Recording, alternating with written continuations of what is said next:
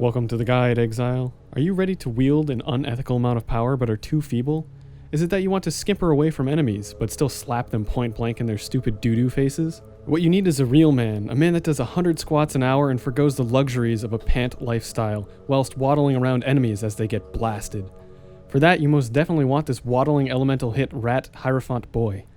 We make use of the Templar's Hierophant Ascendancy to get up to 5 ranged attack totems to deal crazy amounts of damage while we sit back and watch. As some of you may know, Elemental Hit is no longer a meme, and is now a meta skill. To understand this, let's take a look at the skill and how it works. Elemental Hit can deal large amounts of flat cold, fire, and lightning damage, independent of weapon damage, but will only choose one element at a time randomly and deal no damage of any other element, even from other sources of gems and gear. Luckily for us, with the Elemental Hit rework, they added threshold jewels that force Elemental Hit to avoid picking certain elemental damage types. Using 2 of these lets us focus on just one element for scaling and penetration. Now the best part of how this skill works is that you can convert the other 2 elements into the one you have forced, if there are methods for it, before Elemental Hit picks an element. This allows you to have a massive base damage to scale. This is due to the unique interaction this skill has with damage conversion. If you have watched my damage conversion guide, you will know that there is a chain of conversion which is physical to lightning to cold to fire to chaos. This means that we could effectively convert all of our lightning and cold damage into fire, granting us basically triple the base damage on Elemental Hit. With a keystone and a few unique items, we are able to do just that to move from an 850 average hit at gem level 20 to roughly a 2500 damage hit at level 20. And that's another point to mention here. Just like from spells, Elemental Hit benefits greatly from getting gem levels, since all of its base damage comes from the gem itself. So gear and gems that provide plus level to socketed gems is invaluable for us. All of this base damage means, unlike other attack-based builds, we will be scaling our damage by just getting pure increased and more multipliers to our attack speed and damage, rather than looking for flat damage on gear. This means that a fast attacking weapon would be best regardless of its base damage. So let's get to waddling.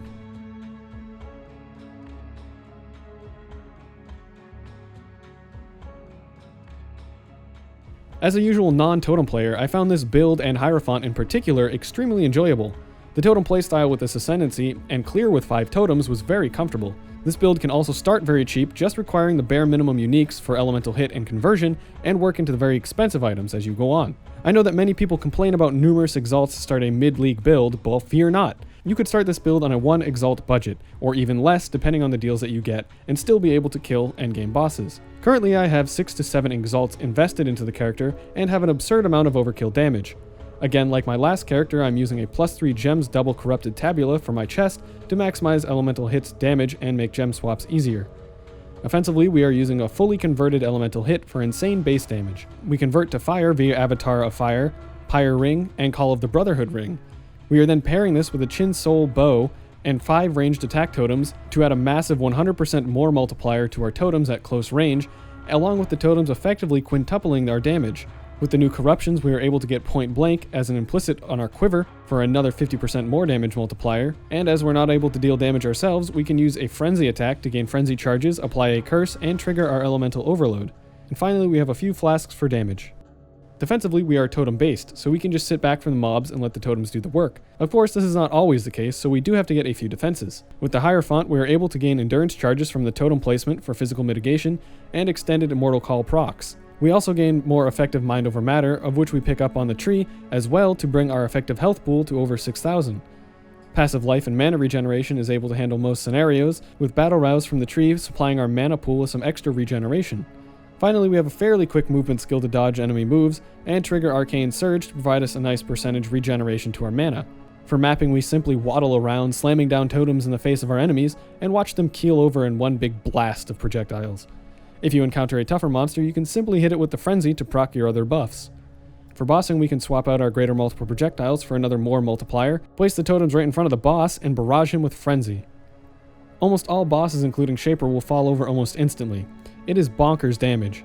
I was able to kill everything up through the Shaper encounters, including tier 16 Uber Elder Guardians. However, Uber Elder is a much more difficult fight as we do not have crazy amounts of sustain and must play smart. It is more gauged around the player's skill than just the build. The passive trees and path of building are included in the description.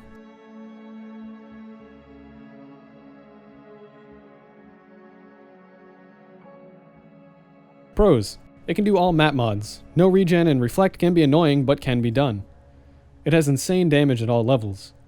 It's an excellent boss killer. We have acceptable map clearing speed. It has a very wide budget to grow the character. Cons. We're bows, so we must use Flame Dash or Blink Arrow for movement, which grants us no Fortify. We have average sustain and mitigations, so this means we cannot face take damage and we must play smart.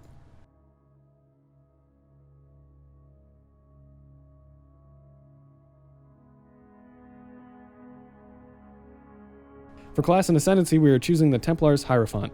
This Ascendancy gets insane bonuses for totems and makes them very enjoyable to play. Pursuit of Faith gives us another totem and extra damage as we kill more enemies. Ritual of Awakening gives us another totem and a healthy amount of totem placement speed and much needed regeneration from each summoned totem. Conviction of Power provides a method for gaining endurance and power charges, along with some decent buffs for each, and the power charges will also help us proc Elemental Overload quicker. Finally, Divine Guidance amps up our Mind Over Matter effectiveness as well as more base mana. For Ascendancy progression, I would follow this order.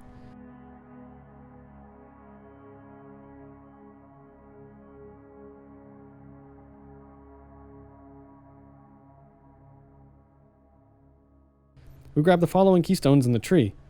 Avatar of Fire lets us fully convert all of our other damage types to fire for the massive elemental hit base damage. Elemental Overload. Since we are not crit, we grab this for another more multiplier. Mind Over Matter provides us with more effective life and ways to gain regen. Here's the complete endgame passive tree. I would follow this progression into the final tree. By the mid-20s, you should be able to have the full conversion by getting the 2 jewel sockets to the left and below the Templar for the combat-focused jewels, Avatar Fire, and both Pyre and the Call of the Brotherhood rings equipped. For bandits, we will be killing them for the 2 passive points.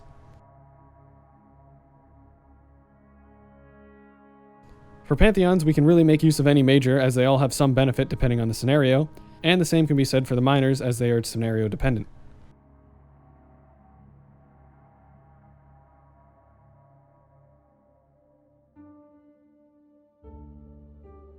Here are the following gem links for the build. Support gem links are shown in order of importance. Gems with a set level are either due to their effect not scaling with level, or requirement for cast when damage taken. As with the Fireball Elementalist, I am choosing to use a Tabula with an effective +3 to our active skill gem level. These can be ascertained through Incursion League via the Corruption Altar. I will discuss this further in the gearing section. This is to push our elemental hit damage up greatly, roughly 35% more damage. So due to this, I am able to perform gem swaps of whichever color. For bosses, I will swap greater multiple projectiles for combustion. If you are on a boss fight such as Elder, where you won't be on full life reliably, you can swap that for fire penetration or empower. If you are not using a tabula at all, you could swap greater multiple projectiles for slower projectiles and leave combustion in place of damage on full life. This is our buff trigger skill to get us frenzy charges, curse, and elemental overload. It can be done on a 4 link as seen here, but you could also add it in a 5 link with GMP or something else for easier group application. Our movement skill with Arcane Surge to provide a bit more mana regeneration. This could be swapped for Blink Arrow and Calling Strike, but I found having more charges to my movement skill was more comfortable. A defensive cooldown proc along with Vol Haste to boost map clearing speed. Another defensive and offensive cast when damage taken that can really house whichever skills you'd like.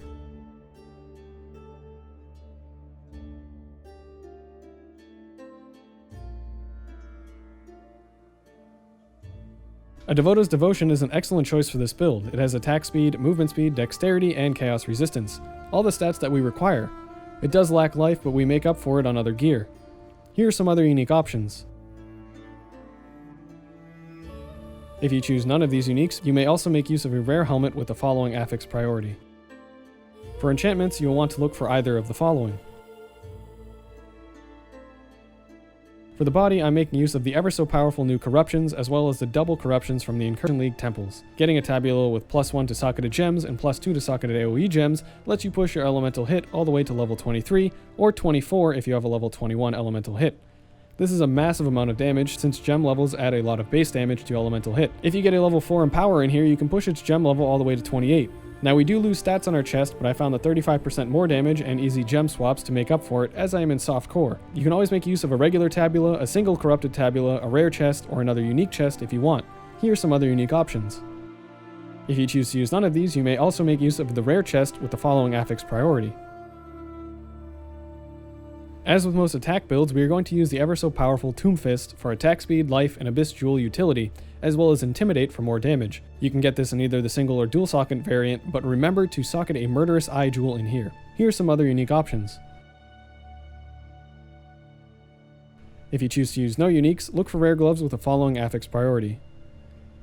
We will definitely want to get a nice pair of rare boots for the life, movement speed, resistances, and off stats if we can get them too. Here's a unique option if you can balance your resistances. Here's the affix priority for the rare boots. For enchantments, you can look for the following. As with the boots, we will want to get a rare belt with lots of life, resistance, and elemental damage with attacks, if possible. I do not recommend any unique belts. The Ephagon is our best in slot for this build. It allows us to skip getting any accuracy and provides us with 10% penetration. We are able to blind enemies with a few Abyss Jewels that have percentage chance to blind enemies on hit. Now, I do not recommend any other unique amulets because this amulet is so powerful, but if you choose to not use the Ephagon or you cannot get one, you could make use of a regular rare amulet with the following affixes, and ensure to get accuracy on your gear.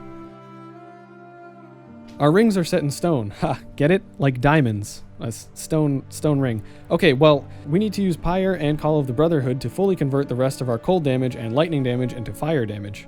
And since we ignite enemies, the pyre will cause their corpses to be destroyed on death, giving a very satisfying visual pop and sound. This corpse destruction does not deal damage, however, it is just visual and provides utility such that corpses cannot be used for other nefarious purposes like Detonate Dead. I do not recommend using any rare rings, however, if you do not get your fingers on a pyre, then you could use Cold to Fire and your elemental hit links while using a rare ring to complete the conversion. In that case, simply look for the following. We are using the one and only Chin Soul for our bow of choice due to its massive 100% more multiplier to enemies at close range. Since we are using totems, we are able to place them right in front of enemies while we sit a screen away and still get this bonus damage. This easily beats out almost any other bow that we could use. I do not recommend any other unique or rare bows, however any bow could really work and you could clear all basic content just fine with it. For the quiver, the skirmish is our ultimate best in slot. We get some bonus mana and mana regen for Mind Over Matter and the ability to summon another totem. This is ultimately 25% more damage, and since this is a common unique, we can also get one corrupted with point blank fairly easily. This saves us the travel on the tree and grants us another 50% more multiplier to our totems. I do not recommend any other unique or rare quivers.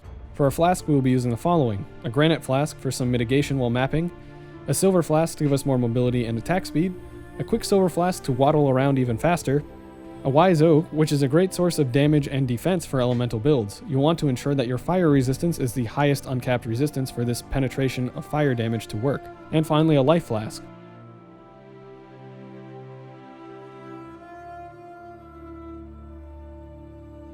As for jewels, there are two threshold jewels that we will be using. These are both the combat focus, but there are three variants of it. We want the two variants, the Crimson and Viridian combat focus jewels.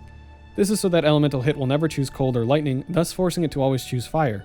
You want to socket these in the sockets immediately left and below the Templar's start. They both just require 40 strength in total, so they can go in either socket. For the rare jewels, I will provide the affix priority for both regular and abyss jewels, along with example jewels that were used in my build. Don't be afraid to get some resistance or dexterity on your jewels, as you will more than likely need it to get one or the other. Abyss jewels are fairly weak in this build due to the pure amount of flat damage we get. However, they do have the utility of applying blind for our Ephagon amulet. I recommend getting an abyss jewel with percentage chance to blind enemies on hit, paired with one or more of the following.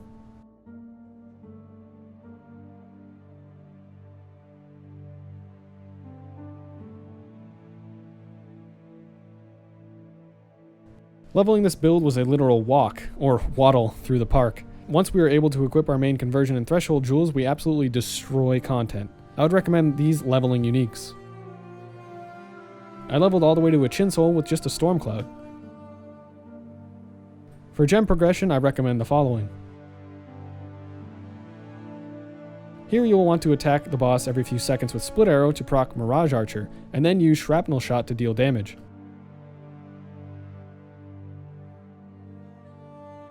We will not start using Elemental Hit right away until we place our two Threshold Jewels in the tree.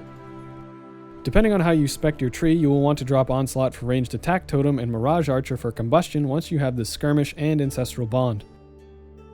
From here you will want to fill out supporting gem setups and replace support gems in your main links with the ones in the guide. It's pretty much a straight shot right through leveling from here on out, with almost no bosses giving any resistance. You want to get your Frenzy running as well once you have Ancestral Bond so that you can trigger Elemental Overload and gain more damage.